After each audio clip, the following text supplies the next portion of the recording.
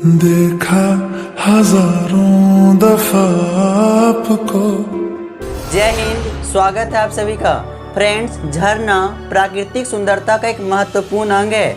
तो चलिए आज की इस वीडियो में हम सभी विश्व के 5 बड़े झरना के बारे में जानते हैं। आपको बता दें, झरना को जलप्रपात भी कहा जाता है। तो सबसे पहले हम लोग जानते हैं कि जलप्रपात किसे कहते हैं। देखिए, जब नदी का पानी बहुत ऊंचाई से नीचे गिरता है ना, जब नदी का पानी बहुत ऊंचाई से नीचे गिरता है तो उसे जलप्रपात कहा जाता है। तो चलिए हम सभी विश्व के 5 बड़े जलप्रपात या 5 बड़े झरना को जानते हैं।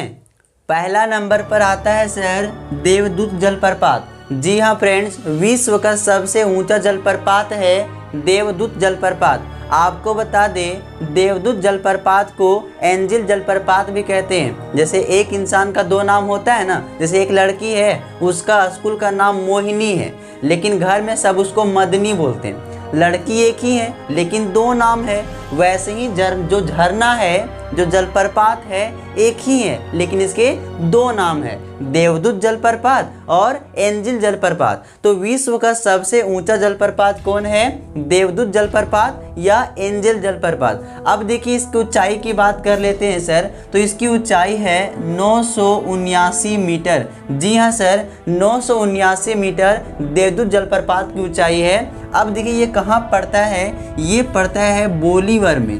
बोली, एक लड़की को शादी करने का मन था, इसलिए बोलीवर चाहिए, दूल्हा चाहिए, बोलीवर, वो वाला वर नहीं सर, ये बोलीवर है, एक स्थान का नाम है, ठीक है। और ये पड़ता है वेनेजुएला देश में। कहाँ पर? वेनेजुएला देश में सर। जी हाँ सर, वेनेजुएला देश में स्थान पड़ता है। तो वेनेजुएला के बोलीवर नामक स्थान पर विश्व का सबसे ऊंचा झरना है। क्या नाम है? देवदूत जलप्रपात। दूसरा नंबर पर आता है सर तुगेला जलप्रपात। देखिए, कुछ विद्वानों का मानना है कि तुगेला जलप्रपात देवदूत जलप्रपात से ज़्यादा बड़ा है। आज तक विद्वानों के बीच ये मतभेद ही चलता आ रहा है, लेकिन विद्वान इस बात को कंफर्म नहीं कर पाए हैं कि देवदूत जलप्रपात ज़्यादा बड़ा है कि तुगेला जलप्रपात ज़्यादा बड़ा है। लेकिन अनुमानित तौर पर ऐसा माना जाता है कि देवदूत जलप्रपात बड़ा है और उससे छोटा तुगेला जलप्रपात है। लेकिन ये केवल अनुमान लगाया गया है, कंफर्म आज तक नहीं हुआ है फ्रेंड्स। तो विश्व का दूसरा सबसे बड़ा जलप्रपात कौन है सर? तुगेला जलप्रपात। इसकी ऊंचाई की बात कर लेते हैं। तो सर इसकी ऊंचाई है 947 मीटर। जी हाँ सर, 947 मीटर। और ये कहाँ पड़ता है? तो याद रखेंगे क्वाजुलु नताल, क्वाजुलु नताल प्रांत में, क्वाजुलु नताल प्रांत। जी सर, अटपटांग है लेकिन क्वाजुलु नताल प्रांत में यह जलप्रपात पड़ता है। और ये कहाँ है सर? साउथ अफ्रीका देश में, ठीक है, साउथ अफ्रीका देश में पड़ता है। तीसरा नंबर पर आता है सर ट्रेस हरमनस जलप्रपात। जी हाँ फ्रेंड्स, विश्व का तीसरा सबसे बड़ा जलप्रपात ट्रेस हरमनस जलप्रपात है। इसकी ऊंचाई की बात कर ले तो ट्रेस हरमनस जलप्रपात की ऊंचाई सर याद रखेंगे 914 मीटर है। जी हाँ सर, 914 मीटर है। और ये कहाँ पर पड़ता है सर? तो ये जुनीन में पड़ता है। कहाँ पर? जुनीन। जुनीन एक स्थान है, ठीक है, तो जुनीन में पड़ता है। और जुनीन न सर, ये पेरू देश में पड़ता है, पेरू देश में। जी हाँ सर, पेरू देश में। तो विश्व का तीसरा सबसे बड़ा जलप्रपात कौन है सर? ट्रेस हरमनस जलप्रपात है।